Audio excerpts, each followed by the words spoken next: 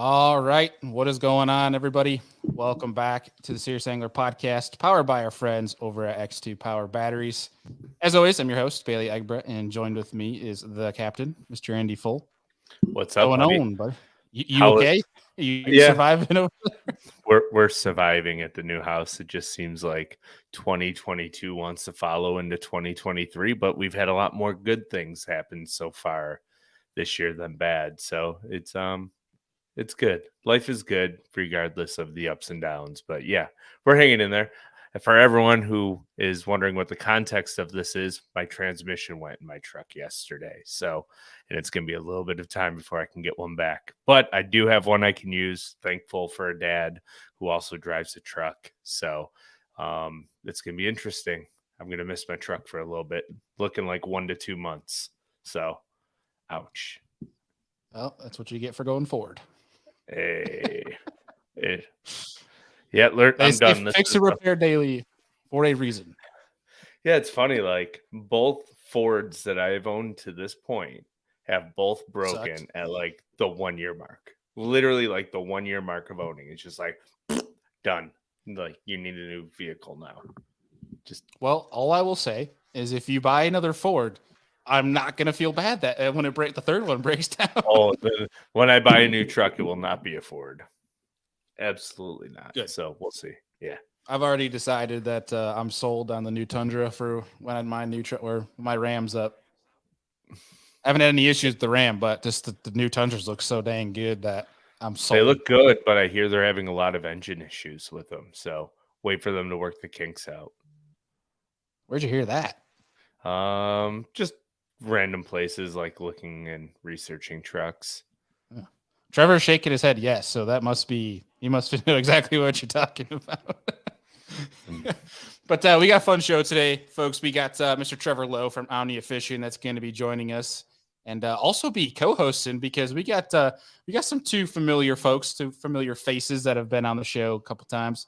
Mr. Jonathan Kelley and Mr. MATTY Wong are going to be joining us here to talk some fishing and previewing the old Bassmaster Classic that's going to go down day ones this Friday.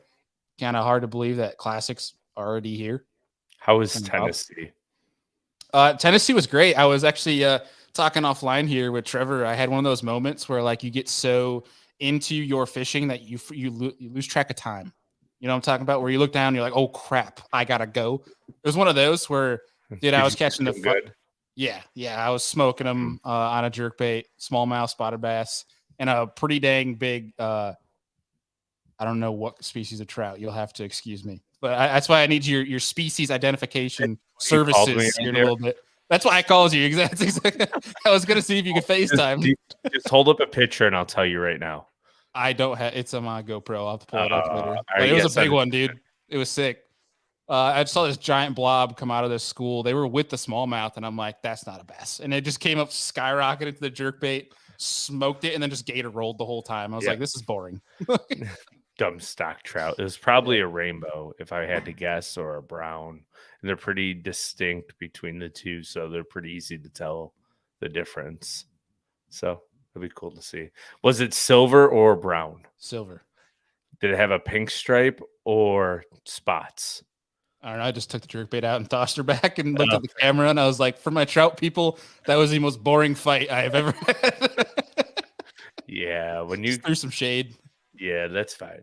They're weird fish. They're fun in streams, but out in the lake, it sounds like a brown trout to me because a steelhead would have jumped or a rainbow trout would have jumped a few times.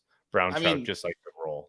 The initial hook set into it, I was like, this is awesome. And then it just like slowly floated to the surface and just gator rolled the whole time. I'm like just reeling it in, like skiing this like 8-pound trout. I was like, this is dumb. Like this is stupid. Give me the 2-pound smallmouth that I was catching earlier. But regardless, I'll have to send you the picture earlier. It was a fun evening. I literally fished for an hour and a half, caught like 20 bass, all just throwing a jerkbait. I was telling Trevor, there was big schools that were on secondary points that were leading back into the cuts, but that you could only get like 1 or 2 on them. But there were small little brush piles like in between the secondary point and the back of the cuts that you couldn't see them too well in the brush pile, but you threw a jerkbait over it. Like they just come flying up. You're like, this is awesome. Fish. Yeah. Silly fish. Yeah. But I think without further ado, let's get on our first guest of the night and our co-host for this evening, Mr. Trevor Lo. What's going on, man? What's going on, fellas? How are we? Cannot complain. Cannot complain. Good. Is it It's good to warm be up there back. yet? What's that? Is it warm over there yet? I mean, it depends on who you're asking. I would say it's pretty warm. I think we hit about 40 degrees today, so that's warm for here. We're starting to melt some of the snow, which is definitely growing old very fast. Yeah. After January 1st, it's just like, okay, I'm sick of this crap. I agree. Yes, Yeah. Absolutely. Well, I'll tell you what's pretty messed up is I left Buffalo and it was 28 degrees and it was a straight up blizzard when I left on Sunday evening. And I wake up Monday and Tuesday here in Tennessee and it's 18 degrees and it's even colder. And I think this is messed up. Yeah, I remember I think when I fished the Classic back in 2016, so 7 years ago now, we got out for practice and it was like 23 degrees. And I'm like, dude, I don't even fish at 23 degrees up here in Minnesota. Like, this is wild. Yeah. Pretty insane. The boys who were fishing the Classic, it did not look like the most fun conditions for practice. And now it's going to be uber warm, so it's going to be interesting. Yeah, I feel like, I'm going to be interested to talk with, Trevor, this is a great question for you too. I haven't fished the Classic, but I'll be interested to talk to Matty and Jonathan here in a bit of like, when you go through that complete shift of conditions, like, do you just throw your entire practice out the window and just go fish? Like, what do you do? Well, I can't speak to catching fish in a Classic because that hasn't happened yet. But it definitely throws a huge curveball because it's almost like you're practicing and looking for productive areas where you think they will be rather than where they are right now.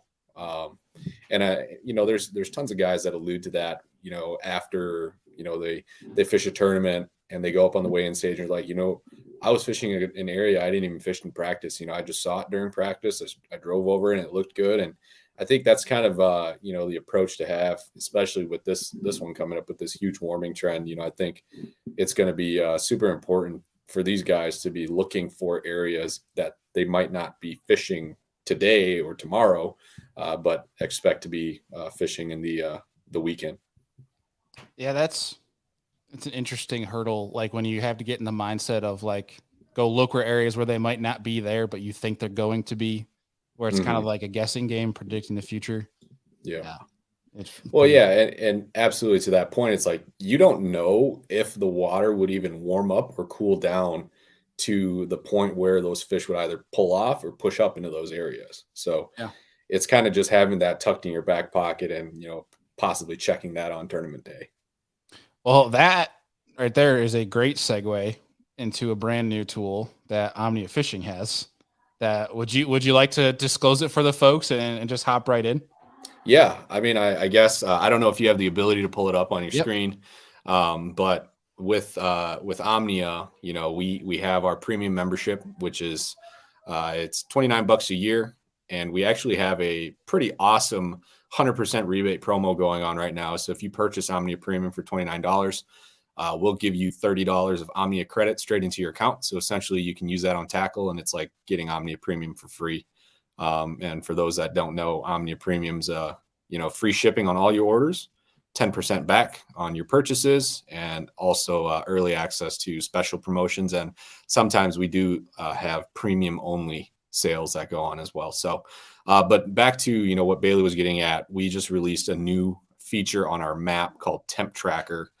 And this is pretty cool data. It comes from, it's satellite data that reads the temperature off the water.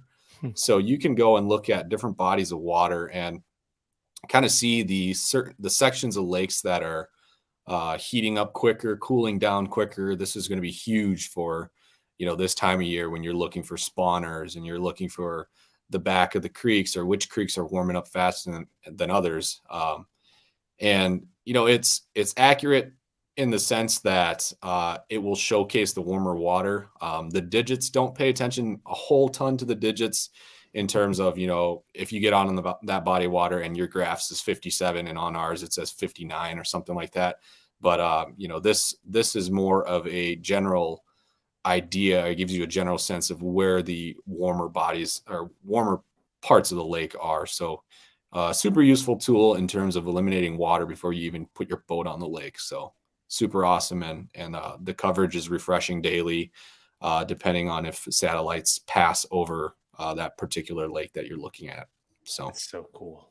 Yeah, I mean that on top of the fishing reports that you have for specific bodies of water. I mean that's another tool for people beyond just your typical Google Earth and do and search online. yeah.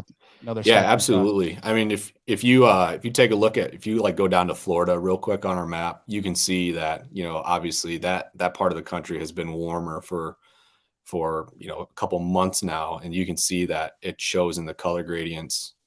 Different bodies of water are going to be warmer than others, and it should reflect in the mapping as well. So we've seen that in Texas for sure, especially during the winter time. December, January, when we had this before we released it this is kind of our beta testing period right now. But we had, some power plant lakes where they were warm. They were 65, 70 degrees in the middle of winter. But, 2 miles down the road, you'd have a lake and the water temperatures in the 40s. So we know that the data is accurate. Like I said, if you're looking at the digits, don't pay too much attention. But in terms of seeing which parts of the lake are warmer than others, that's super super helpful and useful to have this information. Yeah. If you're able to answer it, do you know how like this data is being captured? Yeah, it's satellite imaging, and they pull somehow they're able to read temperatures off the surface of the water. So these satellites will be making passes over the United States and depending on if these satellites are passing in a certain region or not, you'll get updated coverage on your particular body of water. But if you click on a lake, so any of those pins, if you want to click on one of them, and then go to see lake details, I don't know if this one will have it. Right under the lake name, it says view temp data, right where your cursor was.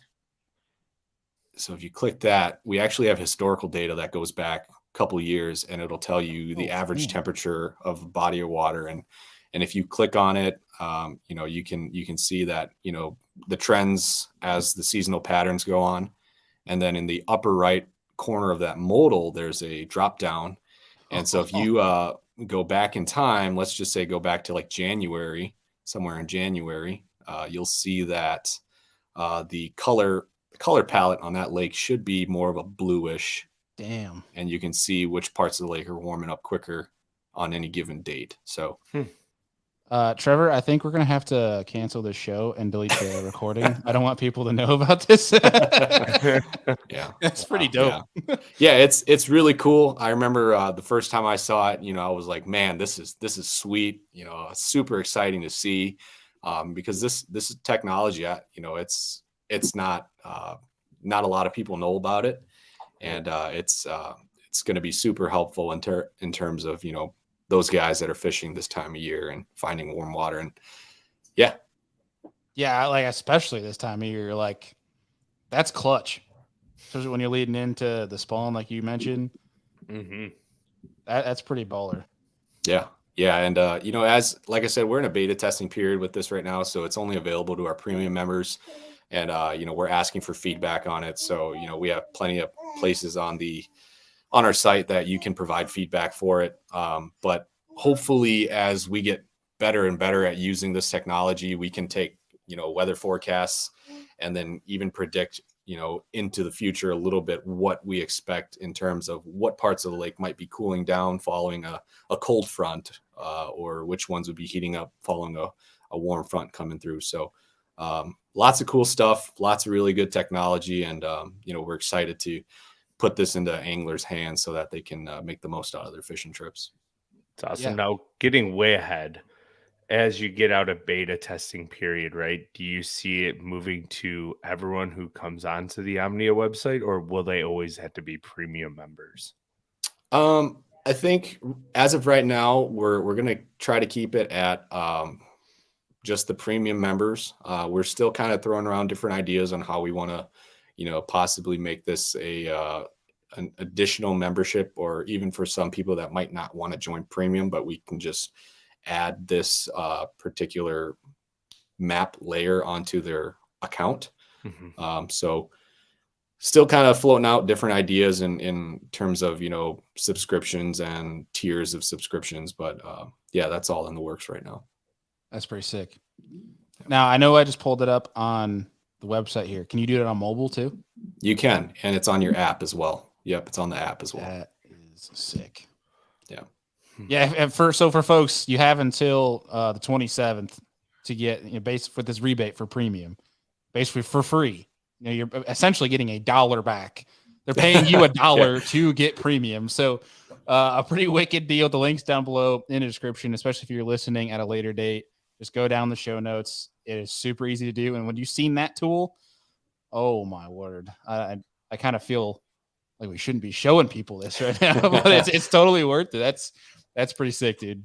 Heck yeah.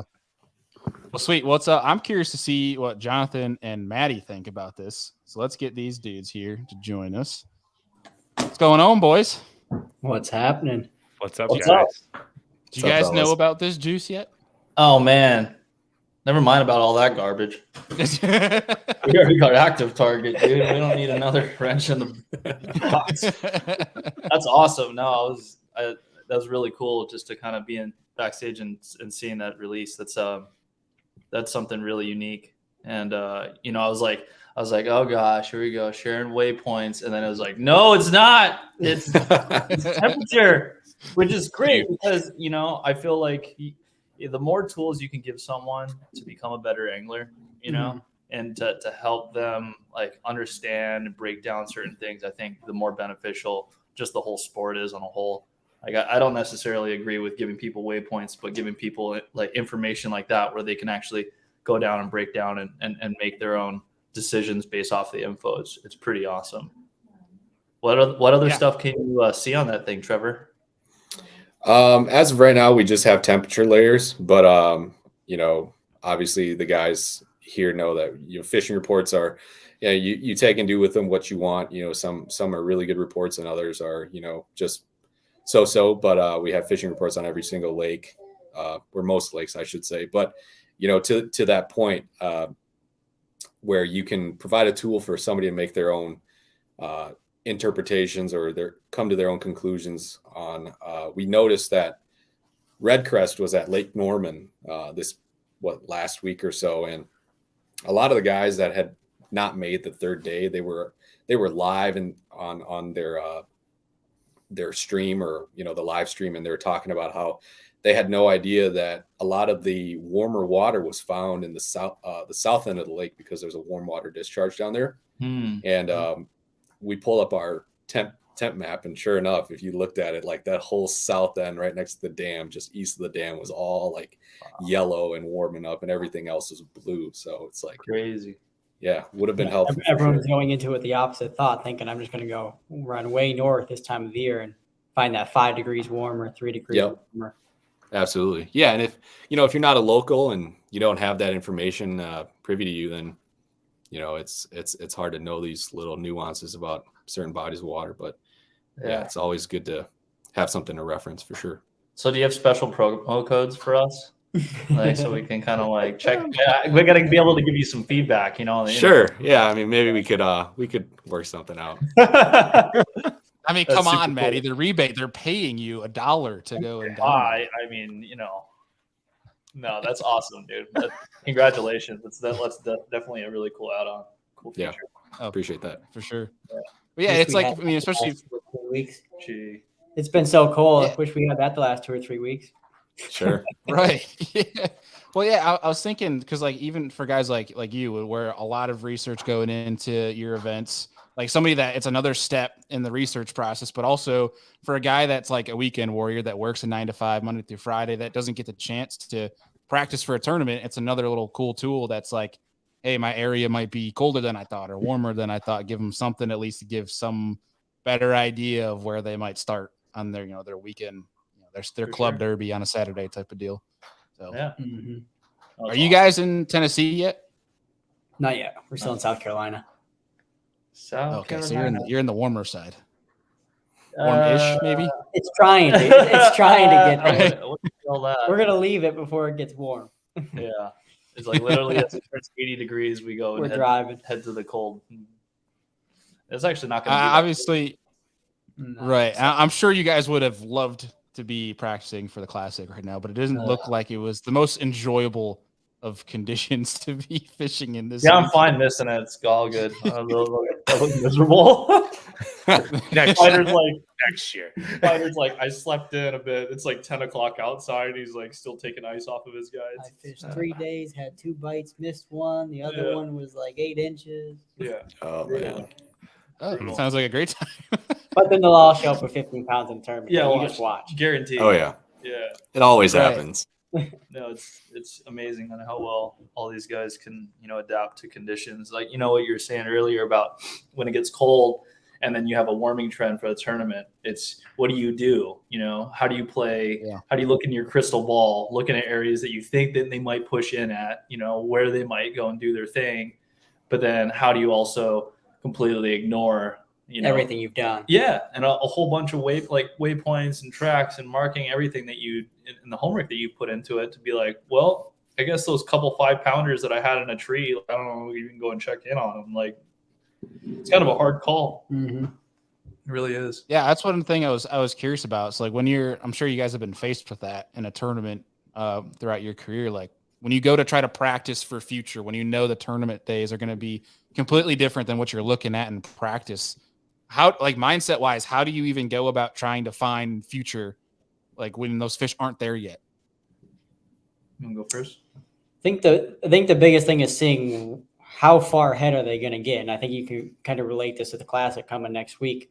Yes, it's going to warm up, but it's not going to warm up enough for how cold it's been, where I think it's just going to put every single fish on a bed. I don't even know if a fish will go on a bed at the Classic for how cold it's been, and it's only, I think, going to get up to like the maybe 70, 71, 72 for the Classic week. So that's not really enough of a warming trend, I feel like, to put them up. But we do have a moon, so that's going to push fish up, but not on the bed. So I think it would all be kind of how to attack it based off of, how much of a warming trend we're having. If it was going to warm up to where it was straight 80-degree days, sun shining, then you kind of have to have in your mind bedfish, like it's going to happen.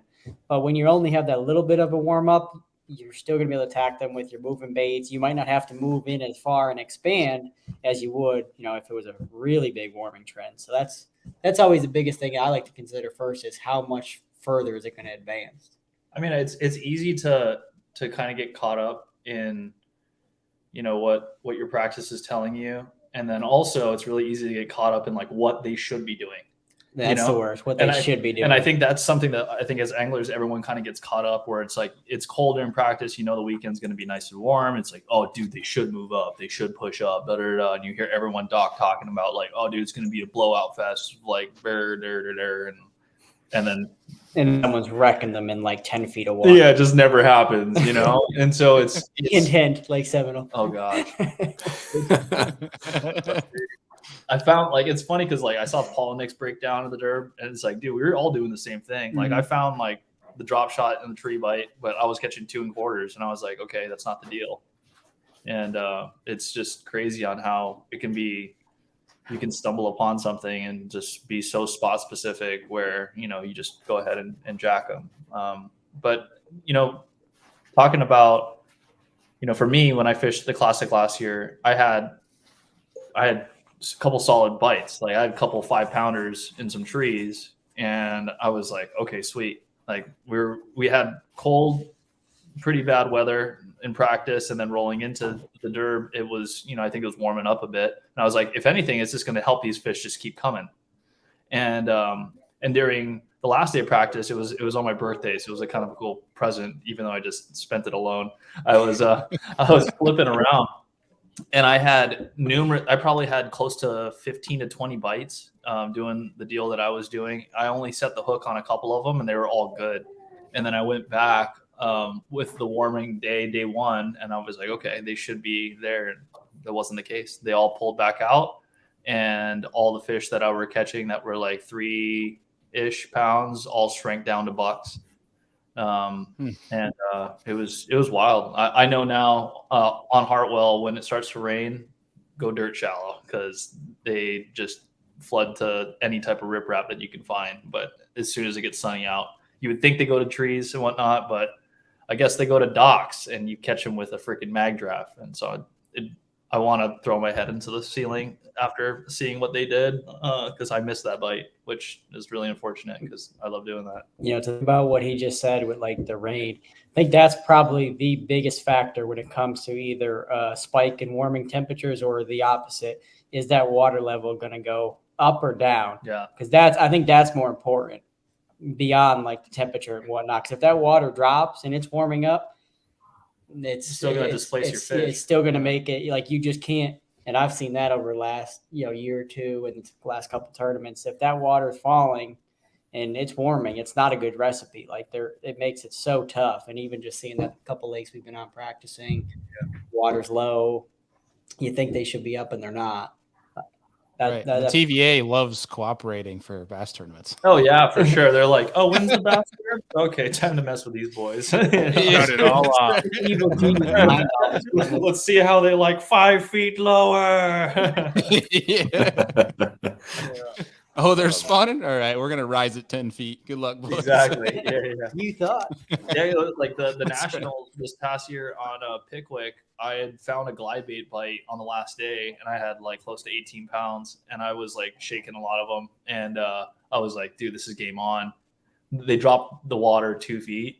And in the morning, I look and see the rocks, and I just see like black, and I'm like, "Oh boy, this is not good." And yeah, sure enough, it just killed that bite, and all my hopes and dreams of going back to back. But whatever, it was still a fun time. Yeah. Well, so Matty, real fast, looking hindsight, you're talking about Hartwell, where you wish you moved up when you'd found where your fish were out a little bit deeper.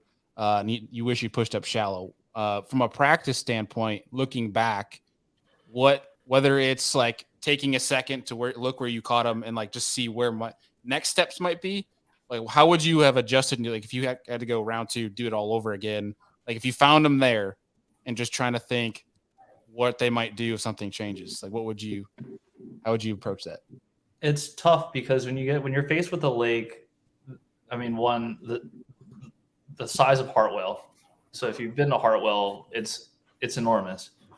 It was my first time ever there. I didn't get any pre-practice on it or anything like that. I didn't want to go up the Tug and then spend a whole bunch of time there and then go run up the Seneca and spend a whole bunch of time there. You don't have enough time in 3 days to be actually productive in practice. You just don't have especially on changing weather. Yeah, on changing weather. And I was like, you know what? I know that the Seneca's like historically pretty good. I like the color of the water there. Everything looked like it was good. And I just thought that, if I condense my area to a place that I can make runs 10, no longer than 10 minutes away, I can bounce stuff and get in a good rotation.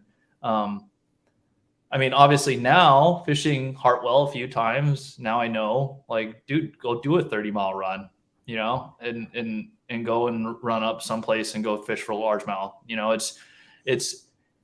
It's incredible on how those fish positioned there with like certain walkways. It's interesting how they position on certain. There's definitely key docks that have a whole ton of brush piles, and then there's also key docks that have lights on at night, and that's another thing that plays into it too, because you can make it to a certain dock that has a light on, and they don't shut that light off till 8 something in the morning. And if you could get in there like first 15 minutes, you can bang a couple like good fish off of a light. And so it's interesting looking back. I mean, hindsight is always 2020, right? I was like, oh, well, I wish I threw a jig and a mag draft, but it's just, yeah, that was tough, man. Cause I don't know. I thought I was getting enough bites, and the key fish that I did catch, I thought, these are the ones. These are the ones that would be able to win this thing. And right. and trust me, I threw the glide. I threw the glide a bit. I had a couple actually come out and completely crush it and not get hooked. So that was pretty heartbreaking. But all in all, Yeah. I didn't come in last place, and you still catch a check at the Classic. So, and I got a participation trophy. That's right. But That's right. yeah, no, Well, it's crazy though, because it's the pressure of that event, just being, serious anglers as we all are, and the fact nice that plug. yeah, I see what he did there. it's like, it's overwhelming, but you also try to, like, obviously be present, be in the moment, and try to make the best decisions that you can. And sometimes it just doesn't roll out in your favor. That's just fishing. Well, I think the nice part is that at least fish like that, there's a rhyme or reason as to why they changed. Whereas like John, Andy, and Trevor, we were talking about it offline here about like Lake Ontario. Some of those fish literally just go somewhere else because they feel like it. There is no rhyme or reason why the practice they're there. You show up in tournament day, they're gone. Yeah, nothing changes. Well, I think bodies of water like that, where it's almost an ocean, and then they have pelagic smallmouth. Basically, it's like they're the only species that will actually cruise across 200 feet of water, 100 feet of water. I think it was the research that they did, and I forgot what lake they did the research in. So I don't have all the facts, but it was interesting. They released like 100 smallmouth and 100 largemouth, and all the largemouth stayed close to shore and then dispersed out into the coast. The smallmouth went, see ya, and like blasted across just open water. It's just Got a blast. It's just crazy. And so that makes sense, I guess. But again, another place that I haven't spent too much time on. You guys know far much more about Lake Ontario and all that stuff. I love smallmouth, though. I will say that. Yeah, Jonathan, Trevor, will throw that question to you guys. Like, especially from a smallmouth standpoint, you show up tournament morning. You literally found them there the day prior, and nothing has changed. But you show up tournament morning, they're gone. Like, what's your first move? Usually I at least got to check something close. Like I know there's people that have that mindset. They pull up to a spot, they gone, and then they're rolling another 30 miles back a different way. I would at least try something close, whether it's, if I'm on like say a mid-depth spot where they were, I would try to go shallower or go deeper, within the area, within sight. I'm not going to run a mile or so, but within sight, just to at least look, because you would hope that they wouldn't go far, because if those conditions, maybe the conditions changed just a little bit. Maybe you didn't even realize that it got 5 degrees colder at night, and it was just enough to make them do something different, or the wind could have blown throughout the night and you didn't even realize it blown. That's the biggest thing I think we don't realize sometimes. Like when we're asleep, we don't truly know what happens out there, even though we might check the weather before we go to bed and it's saying, yeah, it's blowing 3 miles out of the north, but maybe it shifts and it blows 8 at some point. So you just don't know. It's tough when you're really on fish to just completely scrap it entirely, and just then you're already fishing for plan B or plan C with wherever you go next. That's the hardest part about that. Hard to have confidence doing that. Yeah. Right. Trevor, you got anything to add on top of that? Yeah, I think, just from my own guiding experience on Mille Lacs, obviously one thing that I've really learned is, don't bank on your fish being there the next day. And, when you take that into a smallmouth tournament or a tournament you think is going to be a smallmouth derby, if I find a group of fish, I'm going to go try to look around that area as well for other spots nearby, kind of like what Jonathan was talking about. If you've got an area that's got a school of fish on it, chances are, everybody knows with smallmouth, they're ghost fish, they're gone the next day. And so trying to figure out areas nearby, and it's very similar in guiding for smallmouth, because, you can go one day with one of your clients or a group and you can go whale on them. And then the next day you come back with another client and you're like, they were here yesterday. They're not here right now. Like, I swear to you, I was catching them. They caught them right on this rock. I have photos. Yeah, like I'll show you the trees in the background, And so, it's definitely just having a bunch of spots within an area, I would say, and being able to like bounce around those and try to figure out, what changed, whether, if it's the wind, or if maybe yesterday the sun was positioned differently, you're catching them a different time of day. And we've seen that in guide trips too, where you pull up on a spot and you're like, dude, they were on this reef yesterday. And, you go fish a bunch of other spots and you come back later in the day and they're just there, they're just stacked. They pulled up and they're just ready to eat. So, I don't think there's a perfect science to it, but I think it's just a matter of having a lot of areas you can go check, especially when it comes to smallmouth. Yeah. Yeah. I think the biggest denominator too is current. If you have a lot of current like the Great Lakes, they're not really ever in one area at any time. But like the biggest thing I found on my end of Lake Erie is if you catch a good one in the afternoon in an area, it's usually an afternoon spot, because I've gone and checked it in the morning and they're not there in the morning, and then they show up later.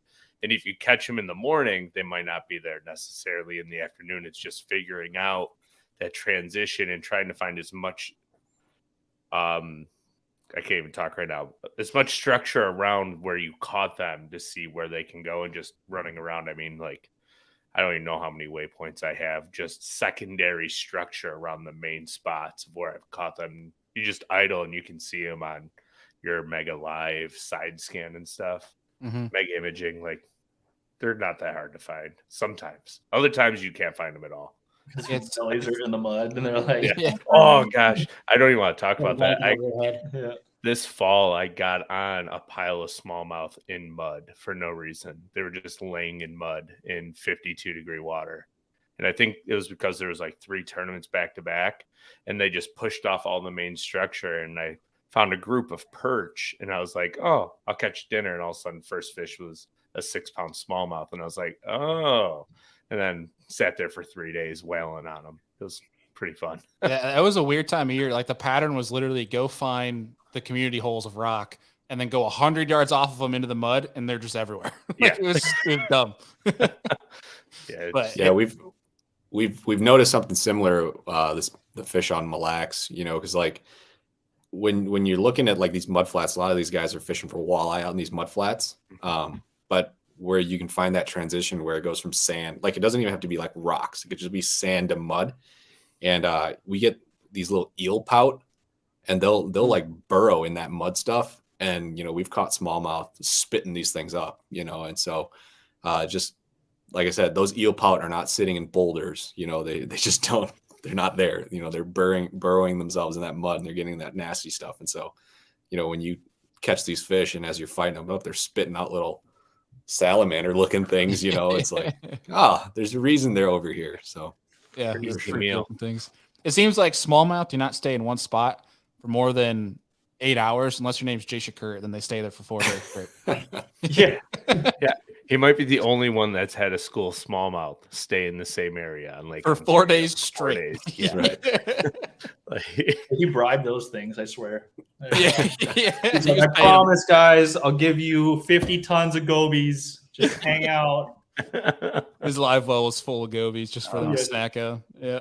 No, it's interesting, you know, because I would say, and this is just to throw like a wrench in the smallmouth deal, is I don't know how many of you guys have fished out west for smallmouth, but when you go to the desert, smallmouth in the desert act different from smallmouth up north. Mm-hmm. The smallmouth in the desert are very territorial when it comes to their areas. And especially if it comes to like a prime hunting or ambush spot. Mm-hmm. And I use the analogy that they're like peacock bass in the Amazon, where if you have one main boulder that's in the current and that peacock bass comes out to eat a bait, it's going to run straight back to that same boulder and pull up. Because if he doesn't get back in there fast enough, another one's going to push it out. And so I have like just through, you know, seeing it on a couple occasions where literally I've had a bite down to like minutes on a timer.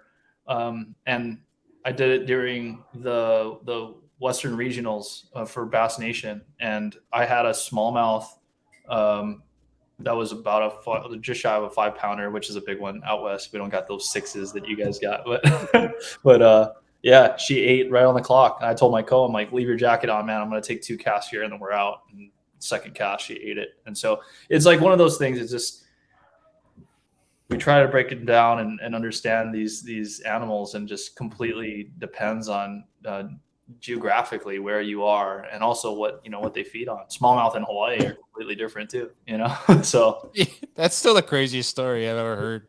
Just these river smallmouth in Hawaii. Oh, dude, just come on, dude. We'll go to the rainforest and use 6-pound tests and catch some long skinny crazy. ones. It's so bonkers, dude. Super fun. Well, speaking of smallmouth, transitioning to the big event this weekend, the Bassmaster Classic. We had our fantasy fishing show last night, and one of the questions we got was, what did we think the ratio would be, largemouth to smallmouth this week? So I'll toss that to you three. Matty, if you want to kick it off, we'll go Jonathan, Trevor. Like, what do you think it's going to be? Like 70-30, that type of deal from largemouth to smallmouth this week to win. Oh man. Well, I don't know what the water temp is there. There's 50 guys. You can pull it up. I was going to say, let me pull it up on Omnia Fishing. I was like, why don't we just take a look real quick? Five bass each. Got 250. I'm horrible at mental math. This guy's like, oh yeah, no, you had 13.4. I honestly think, ounces. I mean, So I'm like, dude, I think what? I honestly need to think there'll be calculate. more than 90% largemouth. Okay. Because of that size limit of smallmouth has to be, what, 18 Oh inches? yeah, that's the And thing. you're Yeah, at that's that true. time of the year where you got a lot of smallmouth going like this. Yeah, it's gonna be a majority largemouth after The water's That cold, little but that tidbit. water for a smallmouth is a little bit warmer than water for a largemouth. You know what I mean? I think you'll find those more spaced out. You might be, targeting smaller groups of smallmouth individually on rock and stuff like that. I mean, shoot, if the water temp's in the 60s, those smallmouth will be on beds. It's probably You only know. in the 50s right now. I mean, even if that's, I don't know, but not enough where it actually would make a tournament. Like what Gussie did there was very special.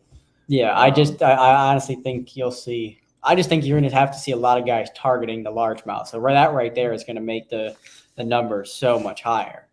Again, the confidence thing, because imagine like going in and be like, I'm going to try and find or catch 5 smallmouth that are over 18 inches, and you're like, oh shoot, 16, 17 corner, 14. Oh dang, they got to be in here somewhere, and then you stick one and it's 12 o'clock on your second day of practice. You're like, well, okay, I got to throw that out the window. Mm-hmm. Yeah, I wonder how many people are going to randomly stumble into like an 18 to 21 inch smallmouth, just largemouth fishing, riprap with crankbaits and stuff. Yeah, Because it's that time of year that they're going to be sitting Mixed in. relatively.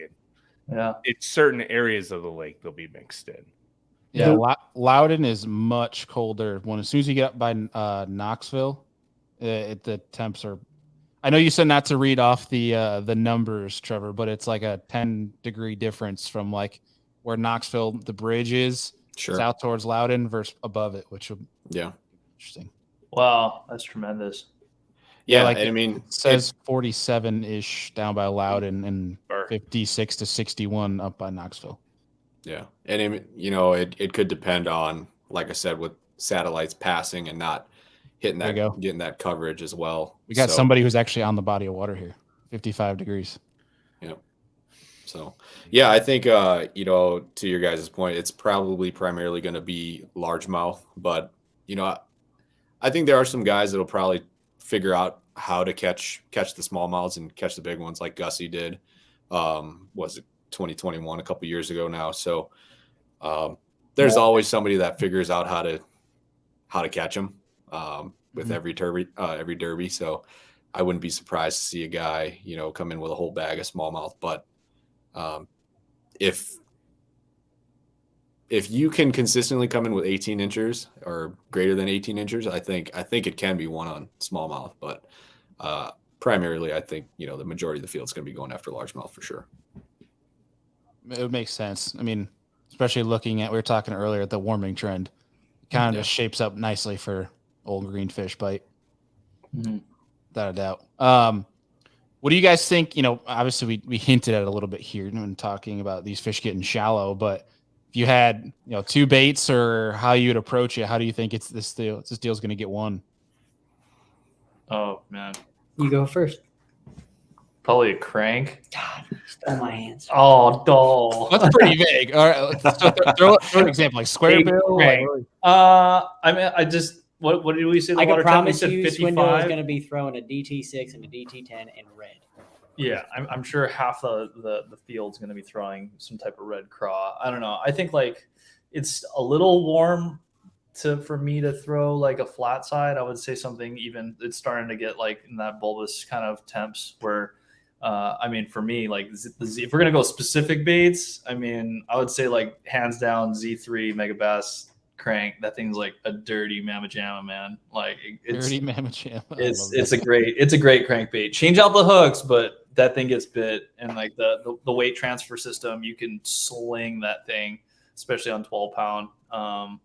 It smallmouth love it, largemouth love it. I mean, I was just back in California, and talk about like it was 47-degree water. It was cold for California, and I mean, they were eating that thing, and guys were throwing like flat sides and stuff like that. And so, and it works all the way through. You know, even after it warms, it has like a really nice thing. But I would say that, and then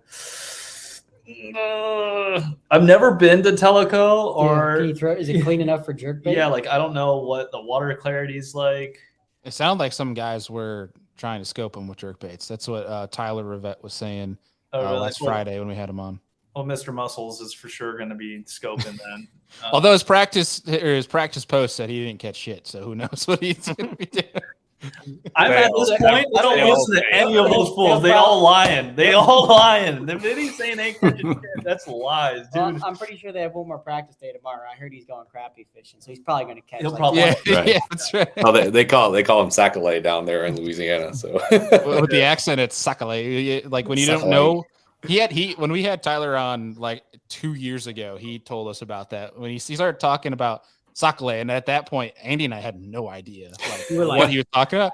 We're like, wait, what are you saying? And he goes Sac-a-lait, and we're like, what is that? Like, it's like a sack of milk. I'm like, still don't know what you're talking about. He's like, crappie. Like, oh, okay. Oh, yeah. I was like, what? Yeah, I guess, but yeah, that's what we talked about last Friday was like that pattern of chasing crappie. But here's an interesting question. Which can you trust the least, the Bassmaster, like the opens bait photos, or the angler's Instagram post before tournaments? Neither. That's a good answer. Yeah. Trust 100%. nothing. Trust nothing you see on social media. That's fair. Yeah. What about you, John, though? What about bait technique? How do you think it's going to get one?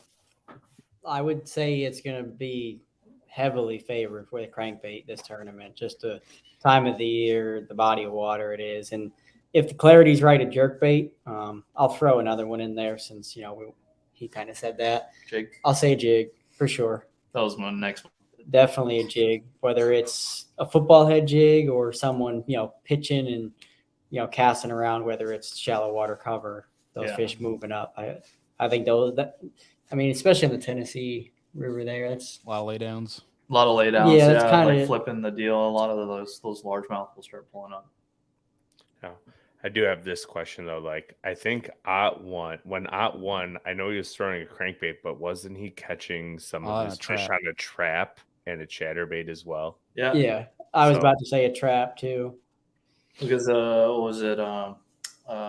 Wheeler was saying that he's like taking his Sharpie out and like marking up his red, his like red orange weird looking thing, and then I think a little bit while later they actually came out with that color. I'm like, dude, that thing's so ugly. Oh, Jacob, you're an incredible fisherman. You're a horrible drawer. As he tosses back like 5 17-inch smallmouth. Yeah. I don't even know if they were 17. They were like 17 and 7/8. Like couldn't squeeze them. Yeah. It's the most frustrating thing ever. Oh, I can't tell you how many derbs it's haunted And me. you have to know, like, can you imagine getting into weighing and being like, oh, your fish is not 18? It happened to me on Chick. Yeah, I'm an idiot. Yeah. Oh, that does suck. That's gotta be a freaking half like shrink. It did. It shrank. It shrank like a quarter inch, basically. And Yeah, I mean, it was freezing when you guys were there. yeah, there was definitely some shrinkage. In many ways. That's right. That's right. Trevor, what about you, man? What do you think bait wise is going to take? Man, I always go back to my classic experience when we were in Grand, and I think it's hard to throw out a spinner bait too, because especially with Christy being there, if the water's dirty, he's gonna pull out that big fat 1 ounce big old Colorado blade, and if he's pitching around laydowns and that sort of deal, man, if there's somebody that's gonna get him to bite on a spinnerbait, it's him for sure. So That wouldn't be fun at all to watch. no. Make me jealous. We want live scope. We want live scope. Yeah, we want live. Yeah. scope. I don't want live scope. Oh, Stare God. at the ground. Stare at the ground. Yeah, I hate it. I hate it, dude. There's nothing more that I despise. I wish it was banned. I'll say it Yeah. again. I mean, Yeah. we've seen some people posting about it. I mean, obviously with Red Crest, they were talking about the Berkeley Cull Shed, but like a mag draft, that's got to be playing this week too, I would think, right? We just call it the mag draft because that's what it is. But yeah, it's got to play. I mean, the water's there. I think it's a little, it's getting a bit too warm for it. I feel like if the water were, I mean, if there's certain areas that are going to stay in the 50s, and I think that's going to be, if someone can find some like key laydowns or like certain key docks or certain riprap walls or some like bluffs that has a lot of like nice current with some, whether it's boat traffic wake or wind, condition, I think that the Maggie can for sure play. The Maggie. I like that. I know. I was like the Maggie. He's personal with this thing. Oh, That's right. me and her, we close. Close. Just laying in bed. Oh, dude. He's got it tatted on his bicep. It says Maggie. That's right. I heart Maggie. That's what it's That's Oh, good. I love that. Yeah. All right. So next round of questions for the three of you guys is who's your pick one angler who's gonna win it? We'll go start with you, Trevor. Oh man, you're gonna put it on me? Put you on the spot. So they're actually fishing in it. Man, I don't even Ryan know. Ladner. I'd have to look at the roster and see. We can pull it up. Pull it up. Let's see what we got. Let's do it. John or Maddie, you guys have an idea of who you're gonna rock with? I got mine because I said it yesterday. Who, your boy, T. Rivette? No, I said Brandon Lester. Lester. That's a very that's who I'd rock with. As well. I'm a fan of BP. I want BP to win it because I think he's just, I don't know, he's great, but I don't know if this is setting up to be like a. It could be anyone's tournament Yeah, really. this time of the year, those conditions. But I mean, it'd be neat if it was actually like someone who qualified up through, one of the opens or something like that. That just At some point, it will happen again. It's been a long time. Oh, for sure. I mean, that's the thing. could this be the year? Yeah. It's one of those lakes I feel like that it could be. Yeah, I mean, I think if there's anything to Maddie, your comment of BP, if there's anything we've learned of Brandon's 5 different wins, is that he can win anywhere. It doesn't matter the circumstance. I think the Tennessee River's like the one style of derby hasn't won yet. I said it too. A tournament like this, I feel like someone like Tristan McCormick could do well, and I don't know why. It's just He's a hammer, man. Opens winners and From Tennessee. yeah. Yeah, I don't know. I think that it can really play for you, having home court advantage, but I think also it can also mess you up too, because you're again going back to what our initial conversation was, is like, well, these fish should be doing this because of this. And I think we do that as anglers so often, is like we have so much experience on certain bodies of water or whatever, and we're like, oh, dude, back in freaking 97 at 4:35, I caught a freaking 8-pounder off that one rock because the water temp was this and it was blowing out of this and da da da. But it's like, we get emotionally attached to those moments where we have those incredible days where we have those great fish catches, and then we just instantly lock them in with okay, this is what we're looking at when it comes to all the factors that are playing into this derb, and I think this is what's going to happen. And then you go out and the guy that's like, I just took a wacky rig and I just ran this bank, stuck it up. Like it could be one of those deals, It's just, and that's the cool thing about the sport. And then also the frustrating thing is like the only constant is change. All of our conditions, all of our variables that we have, we don't play on some like basketball court, that's what makes bass fishing and bass anglers so unique, because we have to be able to understand, one, be able to make prime decisions in the right time under a lot of pressure, be able to execute and then be able to, you know, free ourselves of any past experience when it comes to like trying to lead us or push us into certain direction. Like you just got to like listen to intuition sometimes. And I would say most of the time, shoot, that's what actually ends up working out. Because I think we're a lot more tapped in to the nature than we give ourselves. I think we're all primitive hunters. Like, and I think we forget that the more and more we get tapped into this kind of stuff is like, look, at the end of the day, we're all hunters. We all have this innate skill that can't be described by science, that we can connect with nature. And there's times where, I mean, I'm sure it happened to all of you guys where it's like, oh man, I wonder if they'd pick up, I wonder if they'd actually bite a jig right now. First flip with a jig, boom, 5-pounder. You're like, huh, how is that like, there, I don't know. Maybe I'm crazy, but it's just something that it's something that I think about.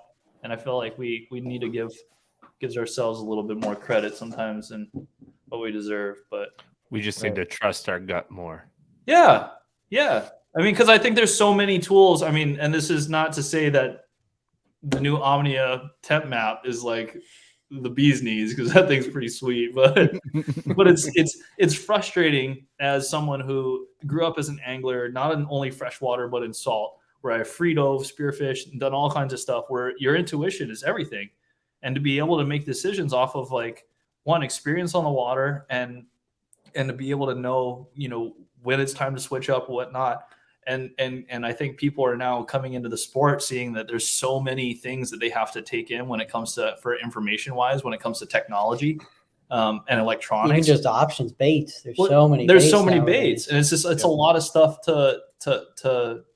it's a lot of stuff to take in. When I think in the end of it all, I think it's really important that, like, look, listen to your intuition, obviously learn all your basics, and just, you know, get comfortable in what you love to do, but don't discount that voice in your head, because you know, I think we're, like I said, I think we're a lot more tapped in than we give ourselves credit.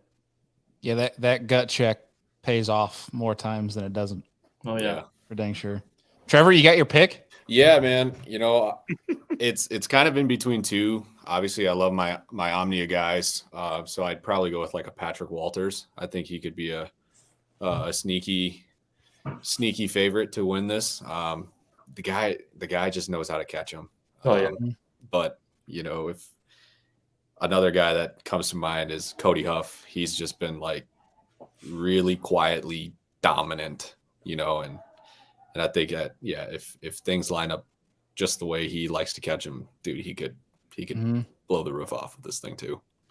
Yeah, that's what they were saying. Our friend Brennan Chapman from Do It Molds was saying last night on that was Cody Huff could play big on this one. But when we were talking earlier, though, how the conditions from practice to tournament are completely different, that like, would you almost scrap your entire practice type of deal? You got to think Gerald Swindle, to be honest. Yeah. And it'll be, how dope would it be too? Like, we were talking about people we would stay back Sunday night with the party and who won. Like, I think everybody would stay back for a Gerald Swindle party. Oh my gosh, dude, the pimp with the limp. Oh my god. The pimp with the limp. The pimp with the limp. I love that. That's incredible. I mean, he said it himself, so I'm not like ragging on. Yeah. No, I think it's hilarious. Yeah. That's awesome. So before I let you guys go here, unless you got something else classic related. Yeah, I was going to say another one to watch out for that I think overcomes adversity pretty well when you get like crazy changing conditions is a Stetson Blaylock. Could be a really sleepy pick to win a classic. We stay with him at Seminole, and this man cares nothing about practice, especially when things are changing. Dude, he's like, I'm just staying in every day. I'm gonna come out at like lunchtime. He's like, I don't know. Like he goes out, he puts his time in, but he is so free. Like he can literally go out there for 3 days in a row in practice and not care. And go out and plus like 20 a day. That's wild. That's scary. He's terrifying. No, and that's what makes him so terrifying. And I love that you brought him up. Yeah. I forgot that our boy was fishing it. So sorry, BP. I would have Stetson might be my pick. But like, no, Stetson he has so much experience in the sport, which is really cool. Like he said he's been competing since he was like. He's been at the pro level for 15 years, even though he seems somewhat young, you know. Yeah, which is when you do have, I mean, contrary to what I said earlier about like sometimes too much experience will mess with you. No, like when you have that much experience on it, you know, like there's routines. There's things that you just know, like, oh yeah, this reminds me of that one derb. I'm like, boom, that's the deal. Yeah. Like it'll be like 9 o'clock at night after practice. Me and him are sitting there. We're like, oh, where are we fishing tomorrow? And he looks at us. He goes, what are you guys doing? He's and like, we're like, girls giggling, trying to figure out where we're going tomorrow. He goes, it's not going to matter. Just stay in. The weather's changing. My favorite, my favorite sense of Blaylock quote is bass are bass. They're dumb. So good. That's awesome, dude. It's true, man. At the end of the day, bass are bass, and they're gonna act like bass, and we know how to catch those things. And I think we overanalyze. Sometimes. Yeah. Trust me. This past couple weeks, doing some practicing, I'm like, I'm gonna stick a big and then like don't catch 3 catfish or something like that for the next 8 hours. Except for today. He had fun today. Yeah. He swung the hook. Swung it a lot today. Yeah, dumped a bunch today too. But we went out. We had a head-to-head match today. Oh yeah. Rub it in. Who won? Beat him by a little bit. By a little bit, or you saying no? It wasn't a blowout. Like it was. Yeah, it was close. I had him all day, basically. Like you got ahead of me for. I fell asleep for 4 hours today. Put it that way. Yeah. His controller got unplugged. Yeah. I'm like, yo, bro, you go fish. I had the last 40 minutes, and I came back to charge it. Literally, in like 15 minutes left, he catches a 6 and a 4 and I had 2 4s and a 5. And so we were because the bite's been tough. We only did like we're doing a 3 fish limit. So yeah, it's some big ones. I had 14. I had 3 for 14.11. He had 3 for 13.6. And I dumped 4 that were probably over 4.5. 5 Yeah, he had a 5+ touched the side of the boat. Oh! He's like, dang, dude, we're tied up now. Before I can even get my hands on the thing, and like, and I'm like, what? You jinxed them. Oh, yeah. Bro, it was the worst. That one like, right into as existence. soon as that left his mouth, I'm like, you're an ass, dude. I can't believe you said that. Like the thing with the hook. I'm like, bro, you're done. The real challenge juju. was we only gave ourselves 4 techniques each, and we couldn't copy the other person's technique. So that's kind of where I struggled for a while. Then that afternoon, he picked a lot of the finesse techniques, which surprised me. Like he had a wacky rig, a drop shot, shaky head. So I didn't have a whole lot of like that dog days time of the afternoon baits to throw, and it made it tough. And that's where I noticed like he had consistent bites all day long, and I didn't. I had the morning bites and then the end of the day bites, and they were big. It's a great comment. Jimmy Houston would have counted it. 100%. Jimmy Houston was like, "Oh, she touched the rail." That's right. Yeah. No. So wait, I'm curious. What did you lose it on? What technique did you lose your 5-pounder on? Oh, on a Nico. Yeah, it killed. I you know what? And I switched hooks like twice. Come on, man. And it kills me because He lost 3 on it. Oh, like good ones too. Like button up. I'm like, oh yeah. I'm like, oh dude, I got her. And then just whoop. I'm like, what the? I had to chase one with the boat in reverse through this sucker. He's like going on. I'm like, dude, stop. And I'm like on the back deck, like trying to like get it around a freaking cypress tree. And he's just like on 10 going forward. It was one of those where you're just trying to screw each other over. It was horrible. I actually probably should have took the trolling motor when he hooked it into the 6 and just like sent it to the Yeah. No, you're no, too it nice, game man. over. When I set the hook on the 6, I heard him go. Yeah, dude, it sucked. I was like, yeah. I've had a buddy do that, like when you're competing against each other, and he puts the power poles down and then puts it on 10 and just whips around so my line has to go around the poles. Yeah. Oh, that makes good TV. No, it's good. Oh, and which little plug for it. We're gonna edit it up. Obviously, hell yeah. We just shot it today, but we filmed the whole thing, and it's gonna be a fun episode. I really think. So where's it gonna be? Is it on both your channels? Subscribe to our YouTubes, Matty Wong Fishing And Jonathan Kelley Fishing. and Jonathan Kelley Fishing. We're getting John on the YouTube train, and so been kind of helping him out a little bit, trying to get him to say thanks for watching, subscribe, and like, just literally just slap a GoPro on the mirror, with a 256 and a portable battery. Yeah. Click on, say hi, and then don't talk to it for the rest of the day. Yeah. Forget about it. And then at the end of the day, it'll either die. Man, I tell you what, it seems like you look at some of the audience members on YouTube, and they're just like, I'm so sick and tired of people talking. I just want to see fish catches. Yeah. And it's to your point, Bailey. It's like, dude, some guys, they just want boop, GoPro on, don't talk to them. That's it. That's all they want to see. It's interesting though, because for me as a viewer, and that's why I think before I got on the elites, I was such a fan of what Brandon's done, because I like, you guys know, at least from the last time I was on the show, I talked about a little bit of my previous profession and whatnot, but having like being a filmmaker and being able to like create good story is so important to me, versus I just can't stand it when people like ultra wide GoPro, press play, and then you just see their back the whole day. You just see this staring at the floor. Staring down. To add to it, my big one came off live scope. What's that? Insult to injury. To add to the insult, my big one came off live scope. He's like, oh, look, there's two of them right there. And I'm like, you suck, man. Like, I was. Where's turned it off and said no live scope. We should have, actually. That would have been more fair. No. But...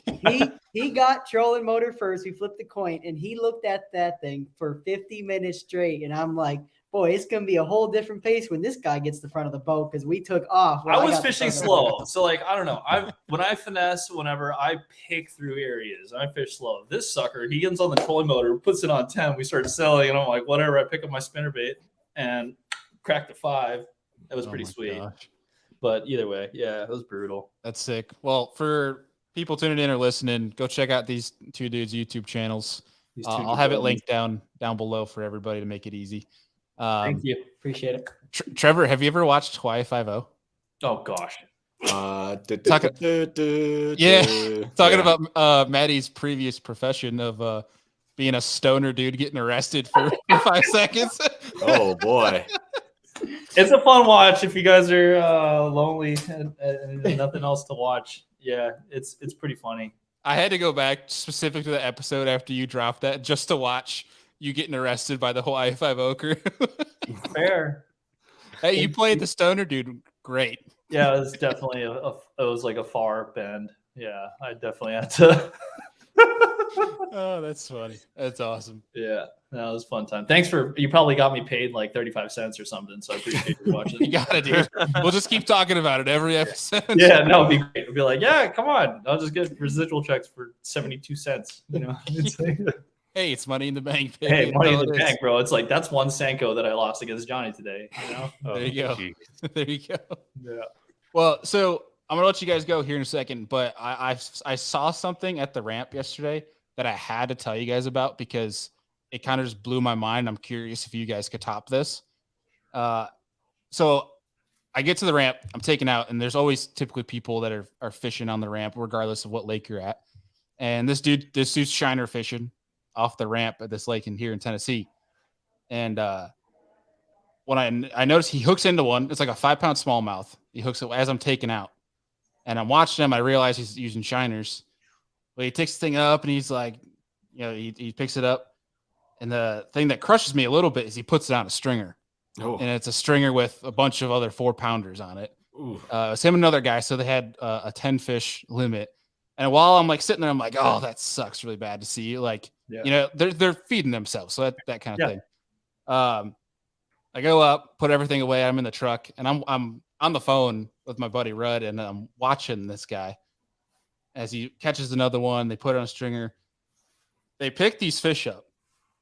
They start taking hero shots with all these smallmouth that are on a stringer and then let them go. They kept him on the stringer on the bank just to take pictures. Oh, man. That's rough.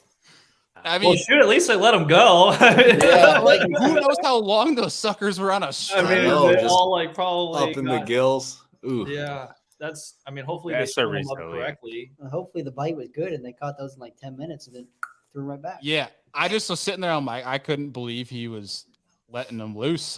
I've never, and obviously you see people do that with live weld fish, but that's way different than putting them on a dang stringer. Yeah. Yeah. It was wild. I had to bring Crazy. it up tonight. I Well, haven't seen it. yeah, I've had. I mean, I caught a poacher in Hawaii, and he was poaching peacock bass, and this is an issue that we have there because we just don't have that many resources and whatnot, and so we just take it take it in our own hands as like local anglers there to just kind of protect our fishery. And this guy probably had 15 peacock bass inside of a mesh bag that was pegged to the side of the embankment and a bucket of minnows. And I was like, this is catch and release, right? And he's like what? And I'm like, don't play dumb, dude. You know what's up. And I'm like, release those fish. And he's like, okay. And releases one. I'm like, no, now dump the bag. And he's like, okay, crap. And like, he dumped the whole bag, which was cool. Right. But, it just sucks because then you just take them to the market, they sell them. And like people eat them. And it's just, if they knew that how polluted the fishery was, and also how little resources we get there, it's tough. It's one thing. It's like if you're paying for your fishing license and you have the right to harvest fish. You know what? I've eaten smallmouth before. I haven't eaten 5-pounders, but we did like a drift in Idaho and we were like, camping and whatnot, and they're all invasive up there. So we were just getting some little ones for dinner, but it's another thing to be poaching or not following rules. So I get both sides of the coin, and so, but it's as an angler and a lover of all finned creatures, it's always hard to watch someone knock the size off of a 5-pounder. Yeah, I'm always torn about that because like you can, for the most part, we can judge a character in regards to like, you can tell if the guy's either doing something sketchy or you can tell like the person has no idea what they're doing, but you can tell that they're just there because they need the food, type of deal. And they're like, if it's like one or two, it's hard for me to like be mad at that kind of thing. Like if they're putting food on the table, that's what they're feeding their kids type of deal. Even if it's out of season, like I usually don't say anything, but you could tell when there's those sketchy characters though, like the guy that's putting them 10 fish on a stringer just to take a damn picture with them. Like, I don't know. Yeah, that's beyond me. That's rough, man. I would have been like, just take 10 photos next time. Yeah, that's right. I had to share that with you guys, but appreciate all of you guys joining us tonight. It was good to catch up with you, John and Maddie and Trevor. It's good to get you on here and uncover some juice that Omnia is now offering. Oh yeah, thanks for having me. Appreciate it. Yeah, that was awesome, man. Thanks for the invite and letting me crash. Thanks for having us. Yeah. Trevor, will you be at the Classic? I will not. No, man. I'd like to, but just couldn't fit it in the schedule. Gotcha. Well, John, Matt, we'll see you this week, boys. Sweet. See you in a few days. Friday. Yeah. Have fun, gents. Heck yeah. Right, appreciate you guys. Talk to you soon. See you later. Good getting the boys back on there, but dude, that tool from like a temperature standpoint, that's wicked. Yeah, I'm looking forward to looking at that once I actually get my boat home and I have a serviceable truck to pull. So you have a truck that actually works. Yeah, I'm this is gonna be a weird April because normally I'm like pulling my boat out right now. My plan was to either get it Wednesday or Friday, and now I have to wait to figure out when I'm gonna get it. So I think you just get rid of that sucker and go get yourself a new truck. Yeah, I'm gonna start shopping around for sure. But I mean, they have to like pay you back, right? Because that's like, dude, you haven't had that thing even a year yet. Yeah, I've had it 1 year and 3 months, and I've put. Oh, really? I thought you got it like last December. Last December I got it, and I've put 30. Brand new. I put 31,000 miles on it in a year and a quarter. So like I drive it a ton, but really like it's all highway miles. It shouldn't be affecting the tranny that bad, and it was good until I took it in. I forgot the reason why I took it in. I think I had a recall, and they're like, "Oh, you have a leaky valve or seal on your." That's what it was. And my check engine light came on, and I had a closed valve in like the motor that they had to replace, and they found a leaky seal in my transmission, and they replaced the seal. And ever since then, my transmission has been wonky. So I partially do blame the dealership. I think they messed something up when they replaced the seal. And yeah, now it just doesn't drive good. Yesterday on the drive home from picking up my daughter from her school, it decided to upshift and downshift 17 times in the span of 20 minutes. So Yeah, almost that's ridiculous. a shift That's dangerous. change.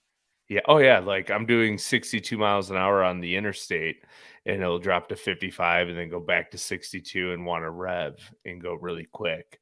So I have to be on it with my daughter in the truck. I was like, I'm not driving this thing with her in there. So yeah, it sits at the dealership.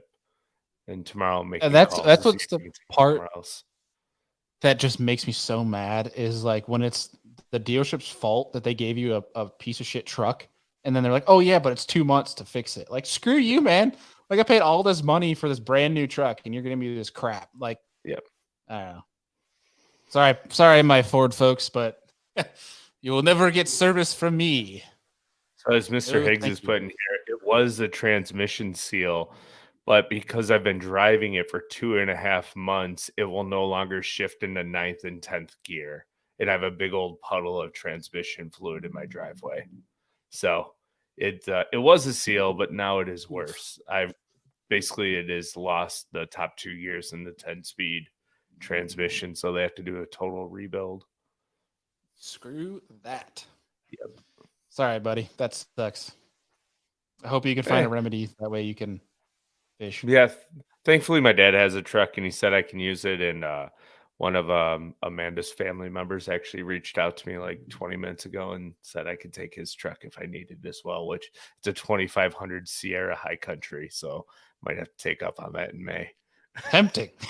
Yeah, very very tempting. So with like the heavy duty tow package, yeah.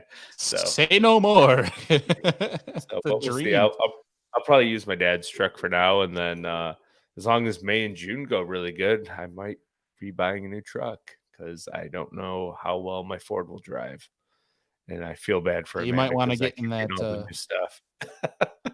You might need to go to that Toyota dealership now, get that truck on order. Because when I bought my Ram, I went into Toyota first, and I was going to get a Tundra, and they said, "Yeah, we'll get you one. It'll be here in 8 months." And I was like, "Peace." Yeah. Well, you also got Get it one at in like time. you got your Ram at like what, the tail end of COVID when they were just starting to ramp up production. Like Yeah, last y- April. yeah. So vehicle stocks have gotten better. There are some around now on lots. So it's good. Yeah, I mean, I went to Dodge, and there was a few options. Well, They're there's like, a "Hey, reason take it for home that, today." too. They're about as good as a Ford when it comes to transmissions, but My uncles had only had Rams. My grandfather's only had Rams. My dad's only had Rams, and now I have a Ram. And none of us have had. Actually, there's only been one issue ever, and that was when I first got my truck. They didn't have the air conditioner in it, but they put that in there, and it's been fine ever since. oops, that's hilarious. So Yeah, That's I've good. never had issues with Rams. Hmm. But you beat your stuff up. I don't beat it up. I just I know. I'm just in it messing with you. all the time. Like it's my life. No, you take good care of your stuff. That's no reason it should do that. I think that's just. And have I no drive idea. like an old man most of the time. Like if it's speed Yeah, limit's you don't fly. 55, I'm doing like 60. So even with the boat, I No, take my you're time. worse than that. You're 50 and a 55. You're Oh, one I've of those done that guys. too. I've done that too. Especially when I got the You're- Camus on the back. I'm like, I gotta take it easy. This thing is very expensive. Yes, you're driving with the Camus versus the Triton was very different. Whereas, like with the Triton, it was down there, like going over railroads, so the thing just flying off the back, just like. I was like, Oh, I yeah. remember sitting passenger, and I'm just like, bro, are you worried about your boat like just falling off? God, Because you're just right, man. That thing was built rock solid. All right. that thing was like flying through the air off of like when you go over railroad crossings. Just like, Oh shit.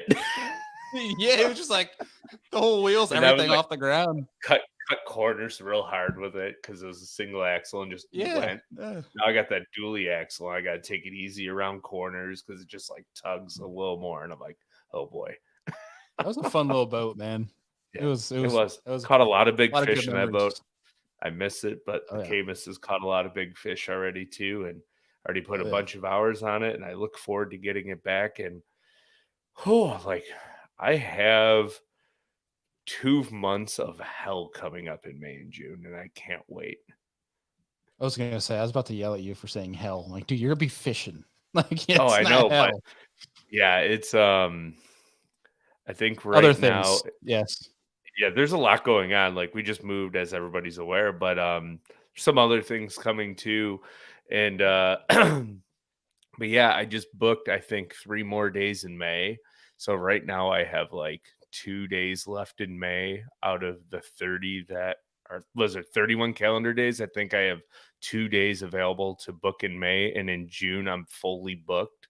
Like I'm basically Hello. going like 60 days in a row or something ridiculous, or 55 days in a row with like a day off here and a day off there. Dang. So it's gonna, yeah, in the last couple Whew. weeks it's really filled up, and now I'm starting to fill up July and August because I'm backfilling stuff. And so if you want to get a date on the calendar to go catch some big smallmouth and some big largemouth, I actually just booked a flipping trip in August in the Finger Lakes, so that'll be fun. But yeah, we're filling up September, October. I'm going to release here in a minute. So if you want an early jump on it, make sure you send me a message or give me a call. All the information's down below, and we can get your fall trip set up, because I'm going to take July and August off for the most part because I want to fish some derbies and go jack some fish myself. So yeah, exactly. Heck yeah. Doesn't mean we won't be on the water. We're just not going to be guiding as much in July and August. Unless you want to go for a largemouth. Oh, yeah, fun. We'll go flip Bing, grass bang, and frog. pow. Yeah. Yes. Very good. Very nice. Very nice. Well, dude, fun show. A lot Great. of great conversation. Thank you to Trevor, John, and Maddie for joining us. Guys, if you aren't checking out, like, I don't care what level of fishing you are at right now. If you saw or heard of what we were talking about today from Omnia, that new tool from a water temperature standpoint for any body of water, So sick. if you're not using that moving forward, you are missing out, and you can get it for freaking free right now. You have to have a premium to use that tool for until Monday, next Monday, the 27th. It's a $29 purchase for premium. You buy premium, they give you $30 back. Yeah, and I believe They it are gets paying you loaded $1 to download it. afterwards. And the other thing I was going to say, you can't buy it with credit. So if you have like a gift card or a credit in your account, it has to be paid with a card. But a couple cool things with the premium to add on top of it: you get 10% back on all orders that get added into your premium membership account, so you can use it to buy tackle later. So you get 10% back, and then you get free shipping on all orders, which is really cool too. And their shipping is incredibly fast. Incredibly. Oh, yeah. Like I placed an order today and it already shipped this afternoon. So I remember, yeah. and I think it was like last year, it was a little bit over a year ago. I put in an order, and it was like one of our winter storms, because I think I did 2-day shipping or something like that. I paid a little bit more shipping wise to like get my stuff there $6. faster. Something, well, it wasn't bad expensive wise, but like it got caught up in regards to like it took longer, and they gave me my money back shipping wise without me even asking. Like, they just make the process, like every little thing that you find problem wise from any other brands or outlets of like issues or hindrances or pain points, they've analyzed that and they fixed all those. And plus they send you free beef jerky and some of them, which is kind of nice. Yeah. Yeah, that's always a good deal when that shows up. I loved that beef jerky deal last year. I was like, ooh, should I order $40 today so I can get some beef jerky? Like, I'm like, They got it let's go to dialed. the store. Yeah. They got the process dialed. So for everybody, if you just go down the links below, we have our Omnia link. You guys can go check out premium, as well as if you're going to buy anything, feel free to use our discount codes to save you some money. If you haven't used our code before, you can use our code Series First, which is 15% off your first order. And every order, unlimited amount of uses after that, Series 10 gets you 10% off your entire order. Saves money over time, especially when you get premium. So take advantage of that. Highly encourage you guys to. Appreciate everybody for joining here this evening. Really excited to get to the Classic. Deacon and I will be floating around, like we mentioned in previous episodes. We'll be at X2 predominantly, but also be at Blackfish, Hobie. I'll be at TH Marine a little bit, Humbird, Minn Kota, Pure Fishing, that type of deal. We'll be all over the dang place. So stop by, say hi. I have hats with me. I think I have 6 hats. So if you're around, you see me, chances are I might have a hat for you. Get them while you can. Free serious angler hats. But it's going to be fun. Looking forward to seeing everybody. We've been getting a bunch of DMs of saying, hey, we're going to be at the Classic. Be good to see you. Andy, I wish you could be there, but obviously you got a lot going on. That's right.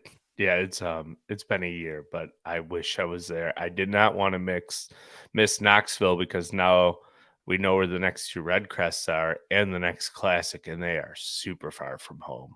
So Knoxville is about as close as it gets, and I have to miss it, which stinks, but it is what it is, and we'll be at the next one for sure. We'll just get him to come back to Pittsburgh. Yeah, that'd be good. Honestly, like, I wish they still did the Classic at the end of the year, but I know why they don't, and that's because it conflicts with so many other sporting events. If you put it at like the end of August, beginning of September, then you're dealing with the NFL, baseball. You could do a St. Clair Classic in Detroit. Be awesome, but what venue are you going to use if there's a football game and you scheduled it out a year in advance and the NFL throws a football game in Detroit that same weekend? They could. I mean, you don't need to. They had Ray Roberts in June. You don't have to do it at the end of the year. They do it. They do it in between the second or the third and the fourth or the second and the third event this year. Or most years they do that anyways. You don't have to. I think to remember, there is no rhyme or reason why to have these. If it's a Classic, people are going to show up because it's the Classic. Oh yeah, the thing we talked about before, with MLF with their Red Crest, stop trying to conflict yourself with the Classic. For Red Crest standpoint, they're not keeping fish, they're not putting them in a live well. You can go up to the north before the season opens to have. Some of the lakes up in the north before season opens, you would have a lights out freaking record breaking derbs because the amount of big fish and the quantity of fish is ridiculous, and they are at their dumbest of that time of year. Yeah, BPT coming through New York is going to open some eyes, and it already opened eyes. They train wrecked it last year, and they're going to train wreck it again this year because it's going to be full blown spawn when they come up here. It's going to be so silly. I'm already upset at how wrecked that lake's going to be. And then we have the Hobie 2 weeks afterwards, and everyone's going to be watching the event and see where they're going to be. If they did a 4-day event, right? Standard 4-day event, 5 fish a day, I wouldn't be surprised if you saw a century belt or more. Easily. It would be silly. You could see 120 pounds on. Yeah, I was going to say somewhere between 105 and 115 for that lake. I don't think people will realize, which is fine. We should probably stop talking about it since stop coming north. Yeah. Just kidding. But it'd be cool to see some different stuff. Again, it's all business, but it'd be cool to see some different change in time of year, at least in regards to it was cool that Ray Roberts. It was hot as hell, but it was pretty cool having it in June. It was fun. But regardless, Andy, this was a fun show. Appreciate everybody that was tuning in. And we got some episodes coming. We're going to be filming at the Classic, putting out podcasts on Friday, and probably we'll do shows Saturday and Sunday, and we'll put them out for those days. So kind of similar to Red Crest. But as always, folks, appreciate you guys, and we'll see you on the next one.